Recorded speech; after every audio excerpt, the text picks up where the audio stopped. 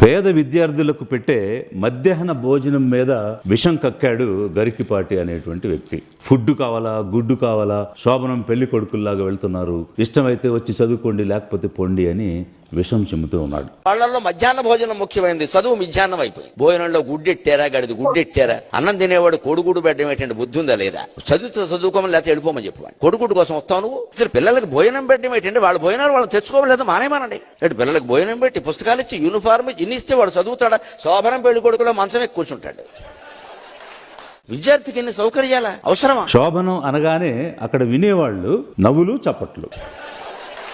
వాగేవాడికి బుద్ధి లేదు, కనీసం వినేవాళ్ళైనా విజ్ఞత ప్రదర్శించాలి కదా. మిస్టర్ గరికిపాటి, మీరెప్పుడైనా ఆకలితో వంగిన వెన్నెముకను చూసారా? పుస్తకం తెరవగానే అక్షరాల కోసం కాకుండా అన్నం వెతికే కళ్ళను చూసారా? పొట్టలో ఆకలి కేకలు వేస్తుంటే పాఠం ఎలా వినిపిస్తుంది? ఖాళీ కడుపుతో కలలు కనమంటారా? స్కూల్కు వెళ్లే పిల్లలు శోభనం పెళ్లి కొడుకులా? దేవరకొండ బాలగంగాధర తిలక్ అనేటువంటి కవి తన ఆర్త గీతంలో పేదరికం గురించి, పేదల ఇబ్బందుల గురించి ఏం చెప్తున్నాడంటే, నేను చూశాను నిజంగా ఆకలితో అల్లాడి మర్రి చెట్టు కింద మరణించిన ముసలివాడిని. నేను చూశాను నిజంగా నీరంధ్ర వర్షాన వంతెన కింద నిండు చూలాలు ప్రసవించి మూర్ఛిల్లినటువంటి దృశ్యాన్ని. నేను చూశాను నిజంగా తల్లి లేక, తండ్రి లేక, తిండి లేక ఏడుస్తూ ఏడుస్తూ ముంజేతుల కనులు తుడుచుకుంటూ మురికి కాలువ పక్కనే నిద్రించిన పసిబాళుల్ని. నేను చూశాను నిజంగా గంజి కాసి పోసి పిల్లలకిచ్చి తను నిరాహారుడైన వీరన్నని. ఈ విధంగా పేదరికం అనేటువంటిది కుటుంబాలను, పిల్లలను బలి చేస్తూ ఉంటే, ఎక్కువ చేతులు పనిచేస్తే ఎక్కువ ఆదాయం వస్తుందని చదువుకి పంపాల్సిన పిల్లల్ని బాల కార్మికులుగా పనుల్లోకి తీసుకువెళుతూ ఒకవైపు ఉంటే, మరొక వైపు సరైనటువంటి పౌష్టిక ఆహారం లేక, ఎదుగుదల లేక, అన్ని అవయవాలు సరైనటువంటి రీతిలో అభివృద్ధి చెందక అణగారిపోతున్నటువంటి పేదరికం కనిపిస్తూ ఉంటే, మొట్టమొదట తమిళనాడు రాష్ట్రంలో మిడ్ డే మీల్ స్కీమ్ అనేటువంటిది స్టార్ట్ చేశారు. ఎందుకు అనంటే, ఒక మాల్ న్యూట్రిషన్ నుంచి బయటపెట్టాలని, ఒక చైల్డ్ లేబర్ నుంచి బయటపెట్టాలని, అదేవిధంగా ఒక ఈక్వాలిటీ ఆఫ్ స్టేటస్ కలిగించాలని. ఎందువల్లంటే, ఉన్నవాడు అన్ని రకాలైనటువంటి భోజనాలు తన లంచ్ బాక్స్లో తెచ్చుకుంటాడు, లేనివాడు గంజన్నం తెచ్చుకుంటూ ఉంటే, పిల్లలందరూ కూర్చుని ఒక చోట తింటున్నప్పుడు వివిధ రకాలైనటువంటి ఫుడ్స్ వాళ్ళు తింటున్న క్రమంలో మేము తక్కువ, మాకు లేదు, మేము పేదలం అనేటువంటి ఒక న్యూన్యత భావం చదువుకునే పిల్లల్లో రాకూడదని మొట్టమొదట తమిళనాడు స్టేట్లో చేసింది. దేశవ్యాప్తంగా తీసుకుని అన్ని ప్రభుత్వాలు కూడా ఈరోజు ఈ మిడ్ డే మీల్ స్కీమ్ని రన్ చేస్తూ ఉన్నాయి. మీకేమిటి నొప్పి? Constitution article 21A right to education ఇచ్చింది. ఫ్రీ అండ్ కంపల్సరీ ఎడ్యుకేషన్ 14 సంవత్సరాలు వచ్చే వరకు పుట్టిన ప్రతి బిడ్డకు ఇవ్వమని రాజ్యాంగం చెప్తుంది. బడ్జెట్ అయిపోద్ది, ఎక్కడి నుంచి తెస్తారు డబ్బులని నువ్వెందుకు వాగుతున్నావు?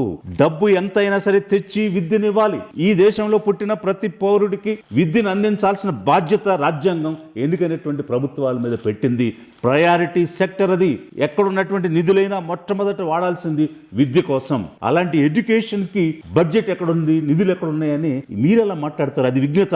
మీకేమైనా తెలివి ఉందా, జ్ఞానం ఉందా? మీరు సరైనటువంటి సెన్సస్లోనే ఉండి మాట్లాడుతున్నారా అనేటువంటి అనుమానం కలుగుతుంది. ఈరోజు 2000 సంవత్సరాలు, 2000 years, 90% ఆఫ్ ది పాపులేషన్కి, ముఖ్యంగా బ్రాహ్మణ, వైశ్య, క్షత్రియ కాకుండా శూద్రులు, అస్పృశ్యులు, ఆదివాసులు అందరికీ కూడా విద్యను దూరం చేశారు. సగం జనాభా 50% అనేటువంటి విమెన్, ఆడవాళ్ళకి చదువు లేకుండా చేశారు. ఇప్పుడు రాజ్యాంగం వచ్చిన తర్వాత ఇప్పుడిప్పుడే దేవర్ ఎక్స్పోజ్ టు నాలెడ్జ్. చదువు అనేటువంటిది తెలుసుకుని జ్ఞానాన్ని పెంచుకునేటువంటి క్రమంలో మీరు ఒక కుట్ర చేస్తున్నారా?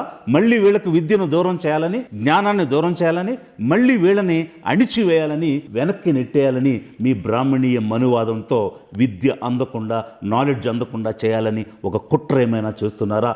మీ వెనక ఎవరైనా ఉండి మాట్లాడించారా? దీని వెనక ఏమైనా భయంకరమైనటువంటి కుట్ర ఉందా అనేటువంటి అనుమానాలు కూడా కలుగుతున్నాయి మీరు మాట్లాడేటువంటి విషయాల మీద. 2003వ సంవత్సరంలోనే లాటిన్ అమెరికాలో బోల్సా ఫెమిలియా అని బ్రెజిల్లో ఒక ప్రోగ్రాం తీసుకొచ్చారు. ఎందుకోసం తీసుకొచ్చారు అని అంటే, చదువుకునేటువంటి పిల్లలకు పౌష్టికాహారం ఇవ్వాలి, అదేవిధంగా చైల్డ్ లేబర్ గా మారకూడదు అనేటువంటి ఉద్దేశంతో ఒక DBT, డైరెక్ట్ బెనిఫిట్ ట్రాన్స్ఫర్ అనేటువంటి ఒక ప్రోగ్రామ్ ని 2003 లాటిన్ అమెరికాలో చేశారు. ఇది ఒక భారతదేశంలో చేసే కార్యక్రమమే కాదు. ఆ బోల్సా ఫెమిలియా అనేది అక్రాస్ ది వరల్డ్ దానికి చాలా అప్లాజ్ వచ్చింది. పావర్టీ నుంచి బయటపడి చదువుకునేటువంటి పిల్లలు ఎదగడం అనేటువంటిది దానిలో చూశారు. ఈ రోజు యునైటెడ్ నేషన్స్ ఇచ్చేటువంటి ర్యాంక్స్ చూడండి. హ్యూమన్ డెవలప్మెంట్ ఇండెక్స్ లో మల్టీ డైమెన్షనల్ పవర్టీలో, హ్యాపీనెస్లో ఎందులో భారతదేశం గొప్పగా ఉంది? అన్ని చోట్ల కూడా 130, 140, 150, 190 దేశాల్లో 130 స్థానంలో ఉంది అని అంటే ఎంత దారుణమైనటువంటి పరిస్థితిలో ఉంది. హైయెస్ట్ పవర్టీ ఉన్నటువంటి కంట్రీ ఏదంటే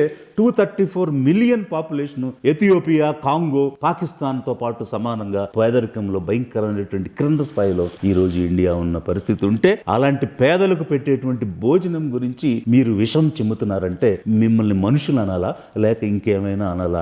మీ విఘ్నతకి వదిలేస్తున్నాను. ఈ రోజు ఎన్నికైనటువంటి ప్రభుత్వాల బాధ్యత మధ్యాహ్న భోజనం కల్పించి వారికి చదువు చెప్పించడం అనేటువంటిది. లిబరేషన్ కాంగ్రెస్ పార్టీ ఈ బాధ్యతను ఏ ప్రభుత్వాలైతే నిర్వహిస్తున్నాయో వాళ్ళకి పూర్తి స్థాయి మద్దతునిస్తూ ఈ రకమైనటువంటి కార్యక్రమాలు కొనసాగిస్తూ ప్రతి బిడ్డకి కూడా ఫ్రీ అండ్ కంపల్సరీ ఎడ్యుకేషన్ రాజ్యాంగం ఇచ్చింది, కల్పించాలి. అందుకు ఎలాంటి చర్యలైనా తీసుకోవాలి, ఎంత బడ్జెట్నైనా సరే వెచ్చించాలని కోరుతూ ఉన్నది. ఎందరో